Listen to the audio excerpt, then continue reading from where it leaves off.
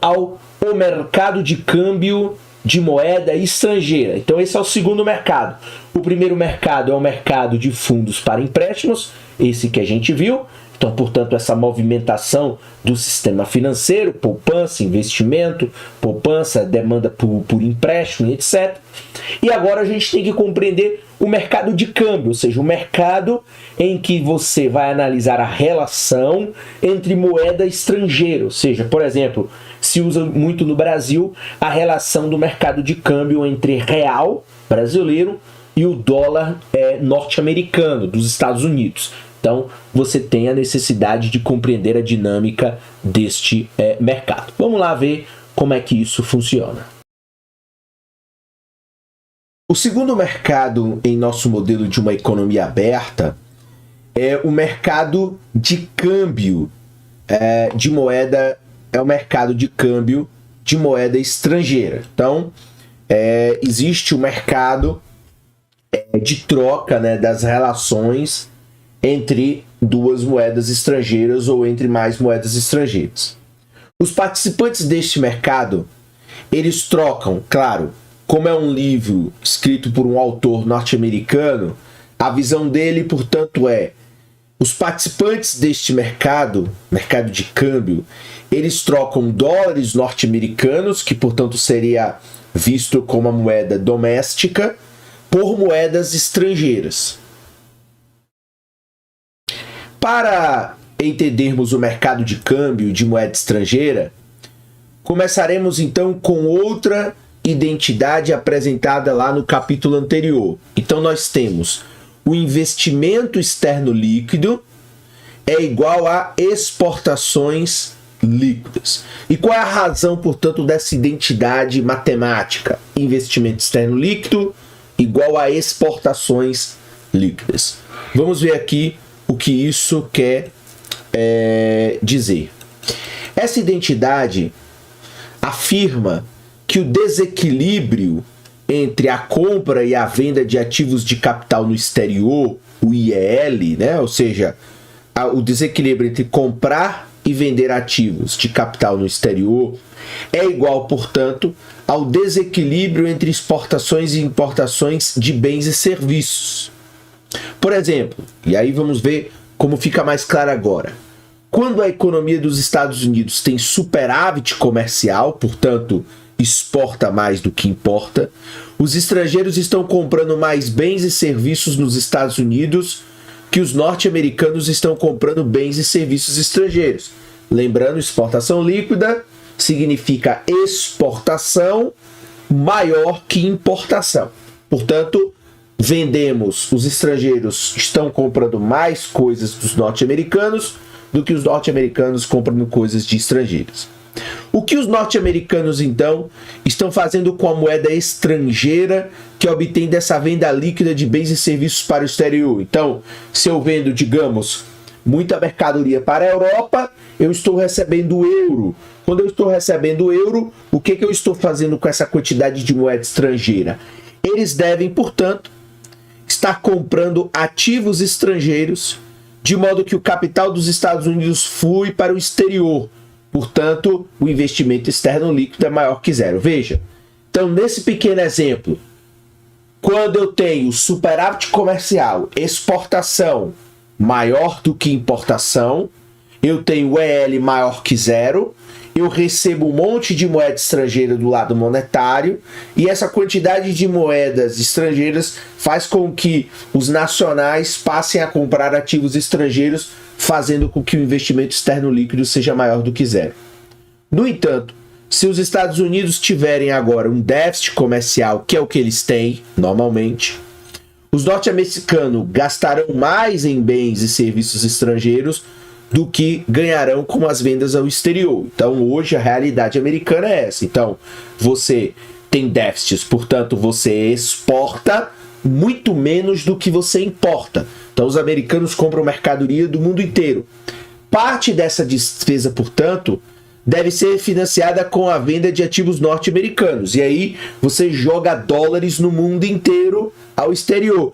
De modo que essa quantidade de dólares que está no exterior volta aos Estados Unidos como capital estrangeiro para investimento. E aí o capital estrangeiro ele flui para os Estados Unidos, portanto o investimento externo líquido é menor do que zero. Então, quando as exportações líquidas são menores do que zero, representando um déficit comercial em que você recebe mais mercadoria do exterior do que você manda, você também, consequentemente, vai receber mais capital estrangeiro do que você envia para o exterior. Portanto, você tem um investimento externo, um investimento externo líquido menor do que zero. E aí o que nós temos, portanto, aqui? Nós temos o seguinte: no investimento externo líquido, nós temos claramente o lado monetário dessa relação. E as exportações líquidas representam, portanto, o lado real, o lado comercial, né, de bens e serviços que são transacionados entre países diferentes. Nosso modelo de economia aberta trata os dois lados dessa identidade, portanto, como representantes dos dois lados do mercado de câmbio. Então, essa identidade, para que a compreensão do que é o mercado de câmbio de moedas estrangeiras, representa dois lados do mercado de câmbio. Então, veja, o investimento externo líquido, portanto, representa a quantidade de dólares ofertada para a compra de ativos estrangeiros. Então, o investimento externo líquido significa o lado da oferta para a compra de ativos estrangeiros. Por exemplo, quando um fundo mútuo dos Estados Unidos deseja comprar um título do governo japonês, ele precisa trocar dólares por ienes, de modo que ele oferece dólares no mercado de câmbios. E as exportações líquidas vão representar a quantidade demandada de dólares com a finalidade de comprar exportações líquidas de bens e serviços dos Estados Unidos. Então, por exemplo, quando uma empresa aérea japonesa ela deseja comprar um avião fabricado pela Boeing, ela precisa agora pregar os ienes dela e trocar por dólares, de modo que a demanda por dólares aumenta no mercado de câmbio. Então, um é a oferta, portanto, a oferta de dólares no mercado de câmbio, e o outro é a demanda. Então, as exportações significam a demanda de dólares no mercado de câmbio. Então, que preço vai equilibrar a oferta e a demanda no mercado de câmbio? Portanto, a resposta é lá a chamada taxa de câmbio real. Então, a taxa de câmbio real vai ser o preço que vai equilibrar aí a quantidade de oferta de dólares, no caso aqui, tendo uma visão americana, no mercado de câmbio, e a demanda por dólares no mercado de câmbio. Mas isso poderia ser facilmente aplicado e ajustado também a uma compreensão se nós estivéssemos, por exemplo, falando do real. Então você teria a oferta de real no mercado estrangeiro e a demanda por real no mercado estrangeiro, ok? Então isso aí não tem muito mistério, até porque hoje também, com o sistema financeiro extremamente informatizado, digitalizado, você tem essas relações de uma maneira muito mais simples. Como vimos no capítulo anterior, a taxa de câmbio real é, portanto, o preço relativo dos bens internos e dos bens estrangeiros. E, portanto, é uma determinante chave das exportações líquidas. Portanto, a taxa de câmbio real, que a gente viu no capítulo anterior, é o preço relativo de um bem nacional em relação a um bem estrangeiro, e isso é determinante para a compreensão das exportações líquidas. Quando a taxa de câmbio real ela aumenta, então veja, quando a taxa de câmbio real ela se aprecia, os norte-americanos, os bens norte-americanos, então quando o dólar se aprecia, os bens norte-americanos eles ficam mais caros em relação aos estrangeiros, o que torna os bens norte-americanos menos atraente tanto para os consumidores internos quanto para os consumidores externos. Então, quando uma moeda está muito apreciada, muito valorizada, ela faz com que os bens deste país fiquem mais caros, tanto para os nacionais, para os domésticos, para o consumidor interno, quanto também para o consumidor externo. Então, como resultado dessa apreciação, as exportações dos Estados Unidos diminuem e as importações aumentam, claro, porque se os bens estão caros aqui no país, é muito melhor comprar lá fora. Por ambas as razões, as exportações líquidas, elas, portanto, diminuem. Consequentemente, uma apreciação da taxa de câmbio real vai fazer o quê? Então, apreciou o câmbio, valorizou o câmbio o dólar americano. Consequentemente, isso reduz a procura pela quantidade demandada de dólares americanos. Então, nesse exemplo, o que acontece? Tanto os nacionais como os estrangeiros vão passar a demandar outra moeda estrangeira que não o dólar, porque justamente ele está apreciado e as pessoas têm menos interesse de ter esta moeda para adquirir bens e serviços lá do lado real da economia, ok? A figura 2, ela mostra a oferta e a demanda, portanto, no mercado de câmbio de moeda estrangeira. Mais uma vez, a curva de demanda, ela tem, portanto, inclinação negativa, pela razão que acabamos de apresentar. Portanto, uma taxa de câmbio real mais elevada torna, portanto, os bens, no caso aqui norte-americanos, mais caros e faz com que as pessoas queiram menos dólares. Então, reduz a quantidade demandada de dólares para comprar esses bens. Já a curva de oferta também, mais uma vez, ela é vertical, positiva, porque a quantidade ofertada de dólares destinados ao investimento externo líquido não depende da taxa de câmbio real. Ou desculpa, não é positiva, ela é vertical. Então, voltando, a curva de oferta ela é vertical, no caso aqui do mercado de câmbio, porque a quantidade ofertada de dólares destinados ao investimento externo líquido não depende da taxa de câmbio real. Então, mais uma vez, como vimos anteriormente, o investimento externo líquido ele depende da taxa de juros real e não da taxa de câmbio real. Ao tratarmos do mercado de câmbio, tomamos a taxa de juros real e o investimento externo líquido como dado. Então aí a gente tem que fazer só tem essa diferença. Então, recapitulando, no caso aqui da figura 2, no caso do mercado de câmbio de moeda estrangeira. Então, a curva de demanda ela continua com a inclinação negativa, pela razão tradicional que a gente acaba de ver. Câmbio mais alto diminui a demanda, câmbio mais baixo, desvalorizado, aumenta a quantidade demandada. E a curva de oferta ela vai ser vertical, porque a quantidade ofertada de dólares aos investimentos externo líquido não depende da taxa de câmbio, mas depende, portanto, da taxa de juros real. À primeira vista, pode parecer estranho que o investimento externo líquido ele não dependa da taxa de câmbio. Afinal, o maior valor cambial do dólar, portanto, torna os produtos externos mais baratos para o consumidor norte-americano e também diminui o preço dos ativos externos. Então aí tem a outra percepção. Então, quando eu tenho a minha moeda valorizada, então quando o dólar, a libra esterlina, o euro estão valorizados, o que acontece? Isso faz com que os preços dos produtos nos mercados internacionais fiquem mais baratos e, consequentemente, isso faz com que os preços dos ativos nos outros países também fiquem mais baratos. Então, alguém pode achar que isso tornaria, portanto, os ativos externos mais atraentes, que é o que acontece. Mas lembre-se de que o investidor norte-americano, por fim, vai transformar o ativo externo, assim como qualquer ganho obtido, em dólares novamente. Então, por exemplo, a alta do dólar vai tornar mais barata a compra de ações de uma companhia japonesa. Mas os dividendos recebidos serão em ienes. E aí, ao trocar ienes por dólar, o investidor comprará menos dólares, pois o valor cambial do dólar é maior. Claro que essa é uma reflexão que não está levando em conta o tempo, porque se eu tenho câmbio apreciado, comprar ação numa economia japonesa se torna atraente. Então eu vou lá pegar 10 milhões de dólares, vou comprar ações, sei lá, da Toyota.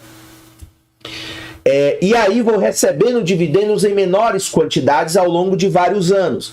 Mas mesmo assim, quando eu troco esse iene que eu recebi dos meus dividendos por dólares, o valor cambial do dólar é maior e, portanto, eu vou trazer menos dólares também para o exterior.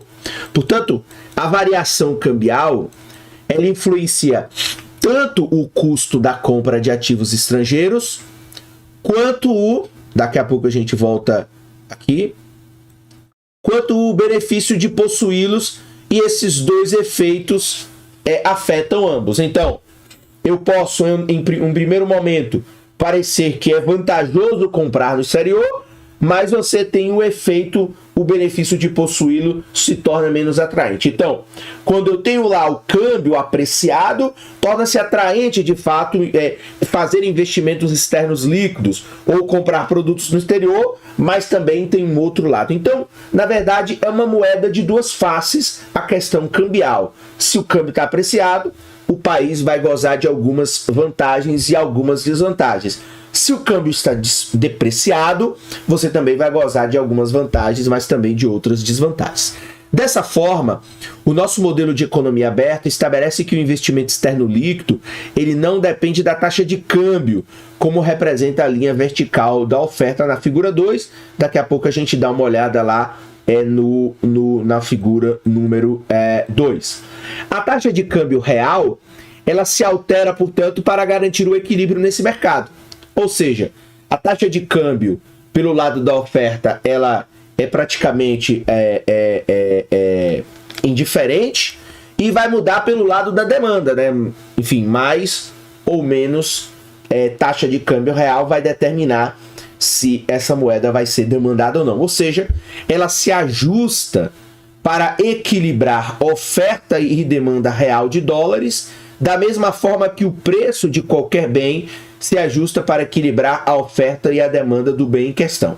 Portanto, veja, se a taxa de câmbio real estivesse abaixo do nível de equilíbrio, a quantidade de dólares ofertados seria menor que a quantidade demandada. Então, se a taxa de câmbio real estivesse abaixo do nível de equilíbrio, a quantidade de dólares ofertados seria menor do que a quantidade demandada.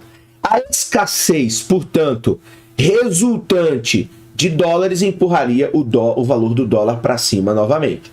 No entanto, se a taxa de câmbio real estivesse acima do nível de equilíbrio, a quantidade ofertada de dólares excederia a quantidade demandada. E o excesso, mais uma vez, levaria o dólar para baixo. Então veja, a taxa de câmbio real de equilíbrio, a demanda de dólares por estrangeiros, de pessoas que demandam dólares, para comprar exportação líquidas de bens e serviços dos Estados Unidos, vai ser exatamente igual à oferta de dólares por norte-americanos destinado à compra líquida de ativos no exterior. Mais uma vez, a demanda de dólares por estrangeiros para virem comprar aqui as exportações líquidas ou comprarem bens aqui nos Estados Unidos vai ser exatamente igual à oferta de dólares por norte-americanos destinado à compra líquida de ativos no exterior. Então, exportação líquida, compra líquida de ativos no exterior. E aí, se a gente voltar aqui ao gráfico, a figura número 2, vai ficar mais claro. Então, nós temos aqui a figura número 2, o mercado de câmbio de moeda estrangeira. Então, a taxa de câmbio real, ela é determinada pela oferta e pela demanda de câmbio. A oferta de dólares a serem trocados por moeda estrangeira, então a oferta de dólares a serem trocados por moeda estrangeira é determinada pelos investimentos externos líquidos. Como o investimento externo líquido não depende da taxa de câmbio real, a curva da oferta, portanto, ela é vertical. Então vamos lá. Então nós temos aqui mais uma vez a taxa de câmbio real e aqui nós temos a quantidade de dólares trocados por moeda estrangeira. Mais uma vez, como é um livro escrito por um autor norte-americano, a percepção dele é considerar o dólar como uma moeda doméstica trocada por outras moedas estrangeiras. Aqui, portanto, nós temos de maneira vertical, frisando mais uma vez, a oferta de dólares de investimento externo líquido. Então, a oferta de dólares no mercado para a realização de investimento externo líquido por parte dos nacionais.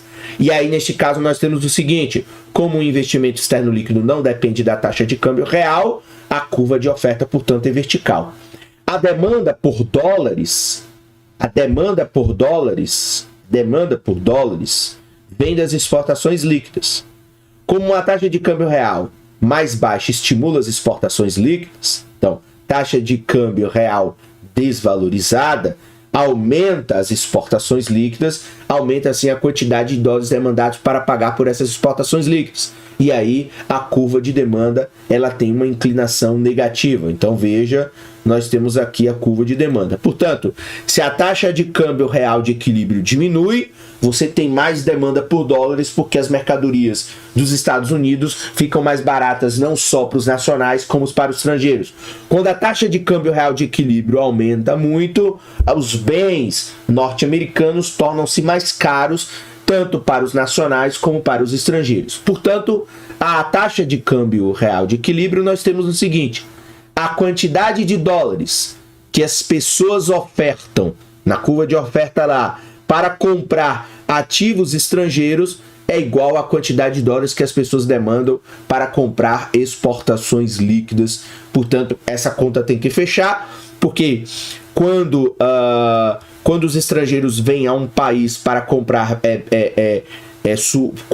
seus produtos, né, portanto fazer suas importações, isso tem uma demanda por dólares, assim como quando investimentos estrangeiros também entram no país, você também tem uma busca pela moeda nacional. Então, essa é basicamente a relação aí, é bem simples, claro que mais uma vez frisando, esse é um conceito, ou esses são conceitos de teoria macroeconômica de economia aberta em nível de introdutório.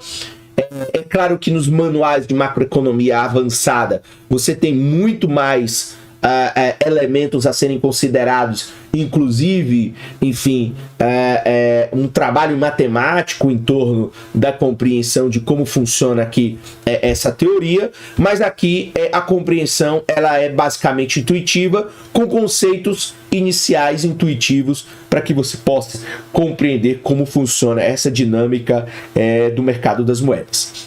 Saiba mais sobre, agora aqui um box para trazer um pouco mais sobre a paridade do poder de compra como um caso especial. Vamos ver aqui o que o Menkyu colocou de compreensão adicional. Então, um leitor atento deste livro poderia se perguntar: por que estamos desenvolvendo uma teoria de taxa de câmbio aqui? Não acabamos de fazer isso lá no capítulo anterior, no capítulo 31? Como você talvez se recorde, o capítulo anterior desenvolveu uma teoria da taxa de câmbio chamada de paridade do poder de compra. Essa teoria afirma que um dólar, ou qualquer outra moeda, ela deve comprar a mesma quantidade de mercadorias e serviços em todos os países. Esse seria o ideal, do ponto de vista teórico. Como resultado, a taxa de câmbio real ela é fixa. E todas as alterações na taxa de câmbio nominal entre dois países refletem mudanças no níveis de preços dos dois países. Então, a taxa de câmbio real é fixa. E o que oscila é a taxa de câmbio nominal. Oscila porque os preços também oscilam. Se lembre que se você, enfim, não compreendeu ainda mais ou menos essa questão desse pequeno parágrafo, volte lá no capítulo 31, na seção sobre a paridade do poder de compra. O modelo da taxa de câmbio desenvolvido aqui está relacionado com a teoria da paridade do poder de compra.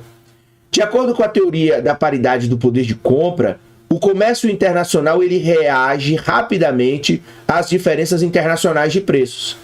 Se os bens forem mais baratos em um país do que outro, eles serão exportados pelo primeiro país e importados pelo segundo país, até que a diferença de preços desapareça. Então, considerando que a economia de fato é aberta e você tem em determinado momento um país que tem produtos muito baratos, o mundo inteiro passa a comprar esses produtos nesse país que tem ele mais barato. Em outras palavras, portanto, a teoria da paridade do poder de compra assume que as exportações líquidas reajam com presteza a pequenas variações na taxa de câmbio real. Portanto, veja, se as exportações líquidas reagissem, de fato, com tanta presteza, a curva de demanda da figura 2 ela seria completamente horizontal, né? Você, enfim, teria uma outra situação do que na situação da inclinação negativa. Portanto, a teoria da paridade do poder de compra pode ser vista, portanto, como um caso especial do modelo aqui considerado. Nesse caso, a curva de demanda por câmbio, em vez de ter inclinação negativa, ela é horizontal no nível da taxa de câmbio real, que assegura a paridade do poder de compra interna e externamente.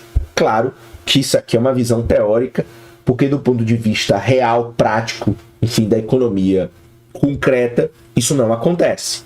Esse caso especial é um bom ponto de partida para o estudo das taxas de câmbio, mas isso está longe do final da história, relembrando o que eu falei anteriormente, de que aqui se trata de um livro e de um capítulo com teorias básicas, né, com fundamentos básicos